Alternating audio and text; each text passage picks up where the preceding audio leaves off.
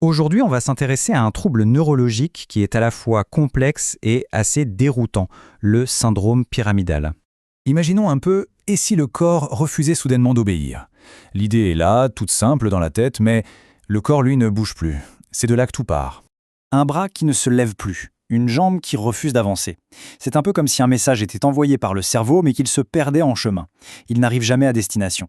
C'est exactement cette rupture de communication entre le cerveau et les muscles qui est au cœur du problème, au cœur de ce que vivent les personnes atteintes de ce syndrome. Alors, de quoi parle-t-on exactement? Eh bien, le tout premier signe, c'est ce qu'on appelle un étrange déficit moteur. Voilà la définition clinique. Faut bien comprendre que ce n'est pas juste un seul symptôme, c'est une sorte de trio.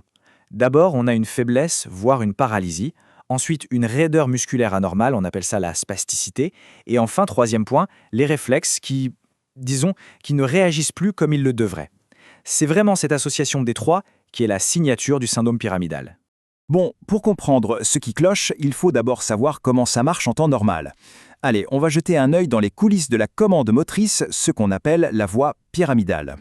Imaginez une sorte d'autoroute de l'information. Première étape, l'ordre est créé tout en haut, dans le cortex. Deuxième étape, le signal traverse le tronc cérébral. Et c'est là qu'il se passe un truc super important. La plupart des fibres nerveuses, elles passent de l'autre côté. C'est pour ça d'ailleurs qu'une lésion dans le cerveau gauche va affecter le côté droit du corps.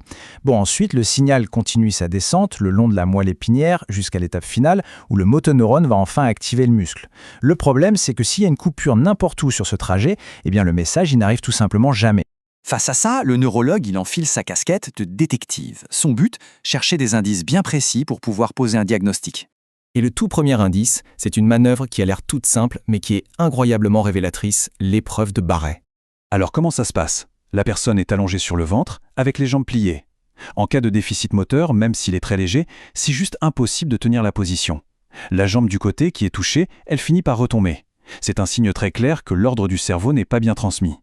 Pour être sûr, pour confirmer ses soupçons, le neurologue va regarder ça sous un autre angle. Il va chercher un deuxième indice avec l'épreuve de Mingasini. Cette fois, la personne est sur le dos, les cuisses pliées. Mais le principe, c'est exactement le même, tenir la position. Si un membre tombe, même tout doucement, ça trahit la faiblesse et ça aide à orienter le diagnostic. C'est une autre façon de poser la même question au système nerveux, en fait. Et là, on arrive à l'indice peut-être le plus célèbre de toute l'enquête neurologique, le signe de Babinski. Le test est super simple. On stimule la plante du pied. Normalement, les orteils se replient vers le bas. Mais si la voie pyramidale est touchée, c'est l'inverse qui se produit. Le gros orteil, lui, se redresse lentement vers le haut. Cette réaction, c'est un témoin quasi infaillible. Ça veut dire qu'il y a une lésion quelque part dans le système nerveux central. Ok, maintenant que les indices sont sur la table, le détective doit trouver le lieu du crime.